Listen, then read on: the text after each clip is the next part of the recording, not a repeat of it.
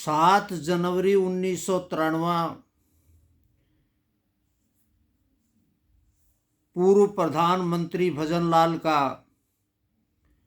Parallel rally का विरोध करते हुए जो निहत्थे किसानों पर भजनलाल ने गोलियां चलाई, जिसमें 2 किसान मामचंद और लखपत शहीद हुए और मेरे समाज 5 किसानों को गोली लगी। उस रैली का नेतृत्व किसान योद्धा चौधरी घासीराम नैन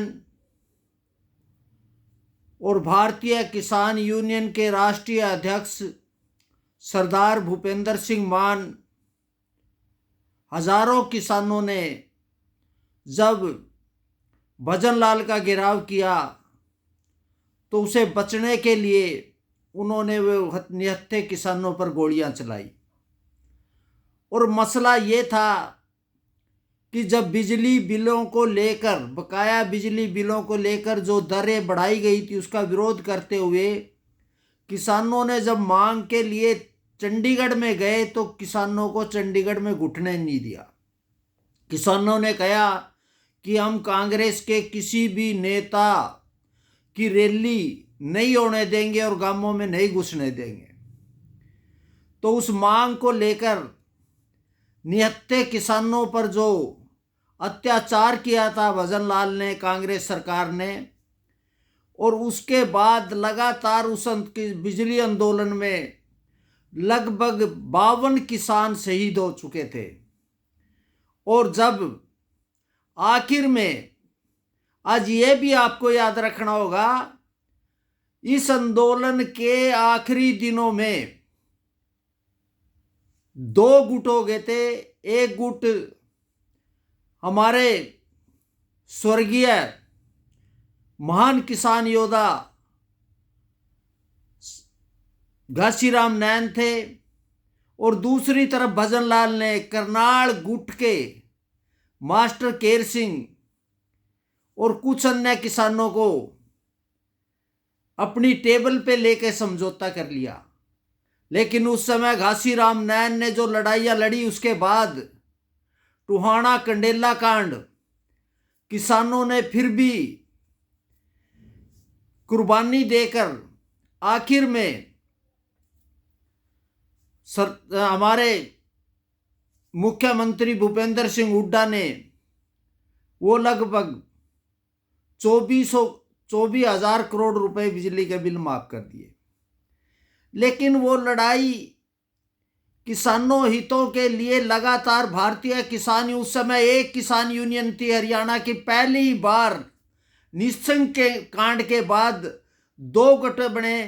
एक जो किसान योद्धा घासीराम नैन ने लड़े और लड़ता रहे और जिसके कारण बिजली के बिल माफ हुए, और उसके दौरान जो समझौता हुआ उसमें करनाल के जो किसान नेता थे उन्होंने बिजली के बिल भरकर उस समझौते को और उस आंदोलन को तोड़ने की बात की, उसको भी याद रखना पड़ेगा।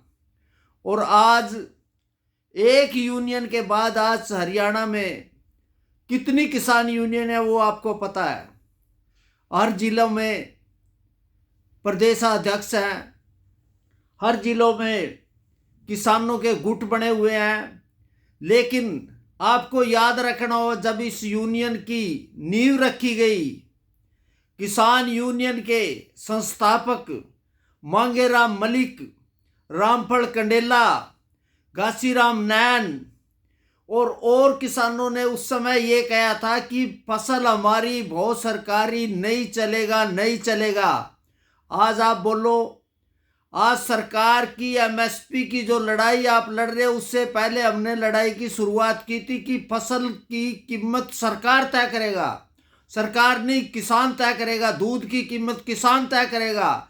हमारे मांगेराम मलिक ने जब इसकी रेट लगी और इस लड़ाई को लड़ते हुए हरियाणा के लगभग 52 से 56 किसान शहीद हुए, उनमें जिसकी भूमिका थी, जिन योद्धाओं ने लड़ी, आज वो लड़ाई आज भी जारी है, लेकिन आज वो यूनियन एक दुकानदारी बन चुकी है, एक व्यापार का धंधा बन चुका है। आज इसी यूनियन के नाम पे पार्टियां बन चुकी हैं। किसान यूनियन का बिल्ला लगाकर अपनी पार्टियां बनाए हुए बैठे हैं, और उन्होंने चुनाव भी लड़े। किसानों ने उनको सबक भी सिखा दिया कि भारतीय किसान यूनियन गैर राजनीतिक संगठन है, किसानों की लड़ाई लड़ने के लिए तैयार है। लेकिन मेरा सभी किसानों से है कि आप किसान की लड़ाई के लिए एक खुला बाजार, मंडी की जो लूट है, मंडी का जो लुटेरे हैं मंडी के अंदर आड़ती, आपकी बार पिछली बार जो धान की लूट हुई उसमें जो मंडी की भूमिका थी, मंडी के आड़ती, सेलर, मालिक, खरीद एजेंसियों ने जो लूट किया, उसका कारण भी यही है कि कुछ तथाकथित किसान नेता वो आड़ती बने बैठे हैं। आड़तिया की दुकान है और वो किसानों का चोगा पैर कर किसानों को लूट रहे हैं। अब आपको टेक्नोलॉजी, आप टेक्नोलॉजी का विरोध कर रहे हैं। बीज की जो बात है, आप मान लो देसी बीज को अगर आप अपने खेत में करोगे, वो अगर उन्नत बीज करोगे, आज आप बताओ गेहूं का क्या जो औसत कितनी है, आज वो 25 क्विंटल से ऊपर चली गई। आज देसी गेहूं का बीज आप करोगे वो 5 क्विंटल से आगे नहीं लेते। इस तरह जब तक उन्नत बीज टेक्नोलॉजी नहीं मिलेगी के लिए। दूसरा, आज जो मंडी है, आपको ये पढ़ना पड़ेगा, हरियाणा पंजाब में पिछले बार गेहूं हुई, उसमें कोई प्राइवेट प्लेयर नहीं आने दिया। और जो 3 कृषि कानून जब प्रधानमंत्री जी ने बनाए थे, हमारे ही कुछ नेताओं ने उसका विरोध किया, और उसके कारण ही है आज मंडी में जो लूट हुई, धान की जो लूट हुई है, जो ये कह रहे हैं इन्हीं लोगों ने क्योंकि किसान को बाजार में मान लो मंडी होगी, प्राइवेट प्लेयर होगा, प्राइवेट मंडी होगी, ओन ट्रेडिंग होगी, और बाजार में आयात निर्यात की खुल करेगी। इसकी बात करने की बजाय आज एक बार फिर वही मंडी पर आधारित है, एफसीआई को उसका कर दिया। तो अगर इसके लिए बाजार होगा, टेक्नोलॉजी होगी, अगर हमारे को सुविधाएं दी जाएगी तो किसान की उन्नति होगी। लेकिन आज किसानों के मुद्दे भटकाए जा रहे हैं। आज इस शहीदों की याद रखने के लिए सबसे पहले है कि मांगेराम मलिक और किसान यूनियन के घासीराम नैन जैसे योद्धाओं ने जो इसकी नींव रखी थी, उसको बरकरार रखना करेगा। आज मैं सभी दोनों हमारे शहीदों को श्रद्धांजलि देते हुए उनको जय किसान, जय जवान,